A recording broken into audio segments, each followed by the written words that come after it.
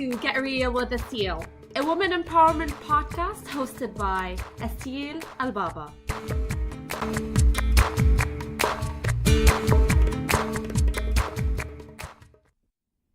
Hello and welcome to another episode of Get Real with Asil. Today is Monday, May 28th, 2018.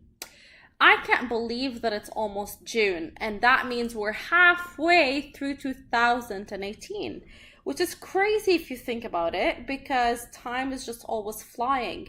But it's also good reminders when we get to milestones like that to kind of stop and reflect on how our progress is going. Is our year going towards the direction we ultimately set it to go towards at the beginning of the year? Because we start the new year fresh and excited, and we have all these goals in mind. And it's always good to kind of check in along the way to make sure we're on progress and we're on top of the goals that we had set our mind to achieve originally. Life will never happen as planned to begin with, so we're not really looking to necessarily live day by day as planned, because we're always going to be given curveballs to deal with.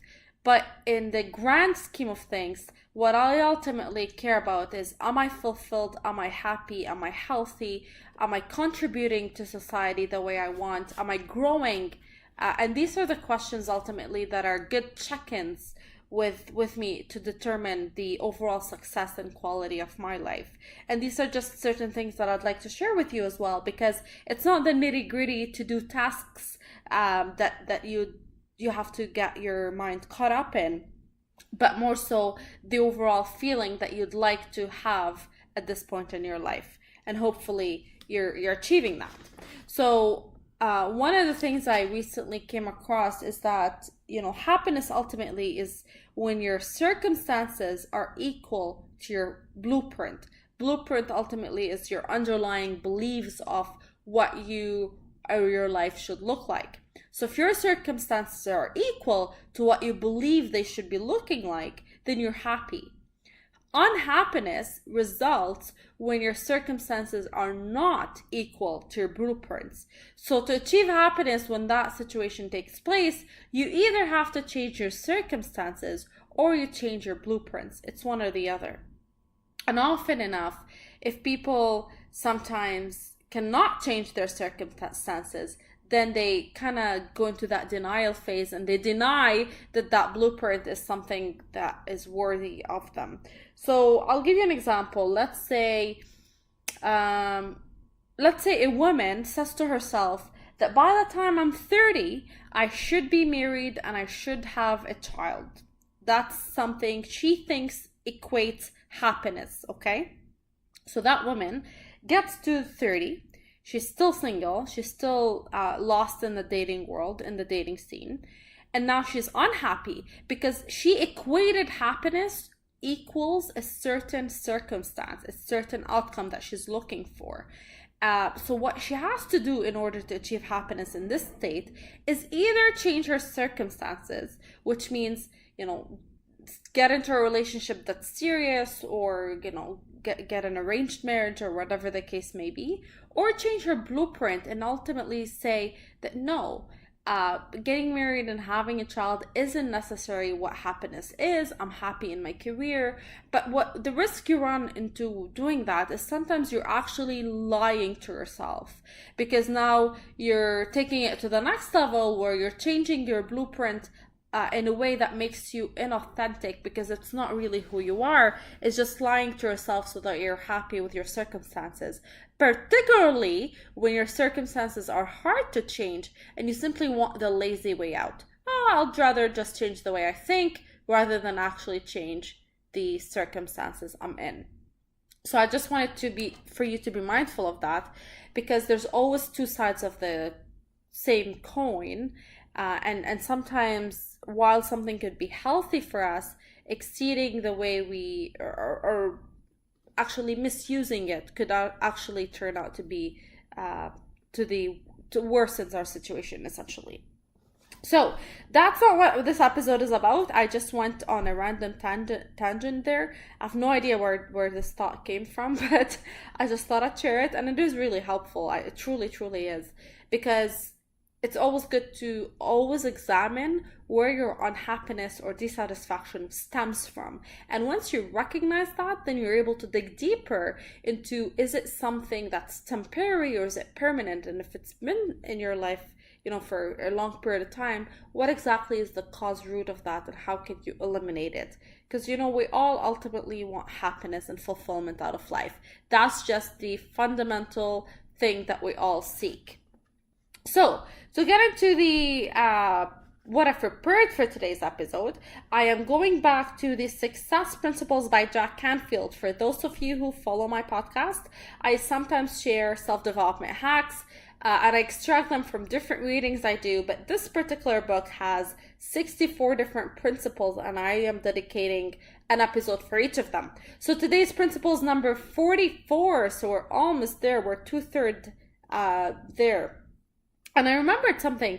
When I listened to last week's episode, which is say no to the good so you can make place for the great, I realized that I started the episode by saying that I'm going to be discussing few principles because I looked at the pages in the book and that principle was only 2 pages. But because I started just talking from personal experience and offering my own personal flavor to it, which is what I often do, I ended up recording half an hour anyway. So I ended up just sharing that one principle. So I'm looking at today's principle. It's also very short. And I'm thinking I can combine it with the one that's after it because they're very related. But let's see how it goes because I always end up talking way more than I thought I would. So today's principle, number 44, is called Find a Wing to Climb Under. And it starts with this specific quote by Robert Allen, who's a self-made multimillionaire and the co-author of The 1 Minute Millionaire. And he said that, study anyone who's great and you'll find that they apprenticed to a master or several masters. Therefore, if you want to achieve greatness, renown, and superlative success, you must apprentice to a master. So in other words, you really should seek a mentor in whatever field you're trying to achieve success and greatness in. A mentor that you respect and a mentor that you can truly, truly work with. I've definitely mentioned this in previous episodes, and there's different perspectives on how to seek out a mentor and how to go about asking them to mentor you. But I really want to plant that seed in your head that if you haven't already, please make sure that you assess the area in life that you feel that you can benefit from taking it to the next level. And that could be your health and nutrition. It could be your fitness. It could be your career, your relationships, you name it. Whatever that area is, there's definitely somebody out there that's doing great in it. And it could be somebody you find on social media as an influencer. It could be somebody at work. It could be somebody in your own family or your community or your neighbor. Whatever the case is, I truly believe that we often do not ask for the things we want in life because we fear rejection. But ultimately, asking mentors for help is the only way we can, like one of the really good ways that we can leverage, or one of the good tools rather, that we can leverage to get us to that next level. So despite some of the best information available on how to accomplish anything in these days, because it's just literally one click away on the internet and you can find the answers yourself, it really is the best thing to do when you ask somebody who's done it, because they give you the practical sense of things. Having said that, I just want to add my own perspective on that. I truly believe that also people, while they're offering you the advice of what worked for them, they give you their own personal flavor. In other words, let's say you're asking somebody how they build their business because you're starting as a startup and you just, or maybe you're, let's say, a financial advisor starting off their business or their practice, or a doctor or a lawyer, whatever your profession is. So you reach out to someone else who's very successful in that industry, and they may say, oh, this is what worked for me, cold calling or, mass mailing or whatever method they've used. You then have to actually reflect on these answers and see if these are things that work for you. Because that specific person you reached out to leveraged their own skills, their own strengths in order to achieve what they've achieved. But these are things that may not work for you. And I always like to stress that out, because while you're seeking a mentor, and you should absolutely take their feedback into consideration, especially if it's somebody you admire and respect, you should be mindful that not everything works for everybody. There's no such thing as a cookie cutter approach. We all have our own uniqueness, and we need to leverage our uniqueness in whatever industry we're trying to excel in, career-wise or not, even in relationships and fitness and all that stuff that I'm talking about. So let's take fitness as an example here, because I want to show you how that applies in other areas in life. Let's say you reach out to somebody who has a specific fitness level that you achieve, or you'd like to aspire to get to, and that person wakes up, let's say 6 in the morning, goes to the gym, and has done their workout and showered by like 7:30, and then goes off to the rest of their day. And let's say you're really not a morning person, you're a night owl, or your energy comes mainly at night.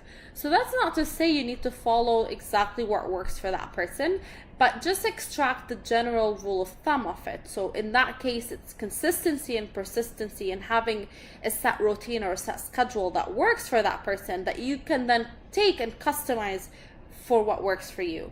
In other words, when you find a great mentor, make sure that you are customizing their advice in a way that's sustainable for you. Because the last thing you want to do is blindly follow someone else's advice without understanding exactly what it entails and how you actually can make it sustainable in your life, because that's key. Persistency is key. And for you to be able to be persistent, you want to simplify things for yourself. So in other words, please take that time to reflect on the feedback that you're getting from any person you're getting it from, and make sure that it's applicable to you and to the lifestyle that you have. So before you reach out to a mentor, determine in advance what you want from them, because you want to approach somebody with a clear, concise request. Otherwise, you're not going to get an answer. So if your request from your mentor is to sit down with them, let's say half an hour on a monthly basis in order to assess X, Y, and Z, or is it a phone call that you're looking to do, or is it just email communication? So determine exactly what you'd like to have from that mentor, how much time you'd like to spend with them, what type of communication you're seeking to have, what questions you're gonna explore with them. So get as specific as possible, because people are busy, and when you're requesting time from others, that's pretty much the most valuable commodity you can ask for. Make sure you're actually being mindful of what exactly you're asking for, and do your homework. So one of the easiest ways to research the names and the background of people these days is really using social media. So whether it's LinkedIn or other social media platforms that suit the industry you're trying to find, really just do your research on that person, and make sure you write a genuine message. So tell them exactly who you are, what you're looking to do, and why you are seeking their personal mentorship, why it's not someone else. So be as genuine as you want, or as you can, and as far as your approach is concerned, because that's what's gonna entice that person to actually take your request seriously, and if possible accommodate you. So these are just simple food for thought about finding and seeking out a mentor, and take action on their advice. So the last thing you want to do is waste someone's time, and for you not to be learning from them. If you feel that you sought out a mentor that's not necessarily giving you the right type of direction you're looking for, it's not bad for you to terminate that relationship, because you really want to be respectful of people's time, but also yours, because ultimately when you're seeking mentorship, you're looking to develop, expand, and develop whatever area in life you're working on. So it would be hurtful to you and that person for you to seek advice that you're not necessarily looking to apply in your life. It makes no sense whatsoever. So Be prepared to return the favor. This is the last thing I would leave you with, because remember how you got to where you are, and ultimately be prepared to pay it forward. So right now, I'll give you an example. I'm only a few years into my career, so I'm still 28. I don't have much experience compared to somebody who's, let's say, in their closer to the retirement years. However, if somebody is in university or even high school looking to get into university, seek out my advice. I absolutely will make myself available, even though I don't have so much to offer the people who are, let's say, closer to my age or a little bit older, because of there's only so much I know from the experience I have, humbly speaking. I can still offer a lot to the people who are much younger than me. And this is really ultimately something that we as a society always can do, is pay it forward. There's always somebody out there that can be inspired by certain things we do or certain things we say. So we should never underestimate the power of lending a hand to someone else, and be mindful of the growth we can contribute to as people and as societies in general. So I'll combine principle number 45 with this specific one because it's really short and it's very, very related, and it's hiring a personal coach. So principle number 44 was about seeking out a mentor. Number 45 is about hiring a personal coach. And that's very similar, so I'm not going to repeat myself here because it's similar. But in this sense, you're actually paying somebody for that service. And it's something that I was also very encouraged for you to do, because there's only so much you can push yourself. So finding somebody that can push you even harder will ultimately get you to that level. It really is one of the investments that could potentially have the most return of it, because it's return on your own self. And I truly believe that a true coach would pay for himself, because the results you'll be getting in your life are definitely going to be worth the investment. So reflect on these lives on your life today, and it's, like I said at the beginning of this episode, a good time for us to do so, given that it's halfway through the year, and simply see if there's areas in life where you can benefit from seeking out a mentor or hiring a coach in order to get yourself up to the next level. So that is really all I have for you today. It's short and sweet, but it's also really sound bites for you to take action when needed. I look forward to hearing from you and to hearing your feedback as always, and for future episodes where we can learn, grow, and most importantly, get real together. Take care, everybody.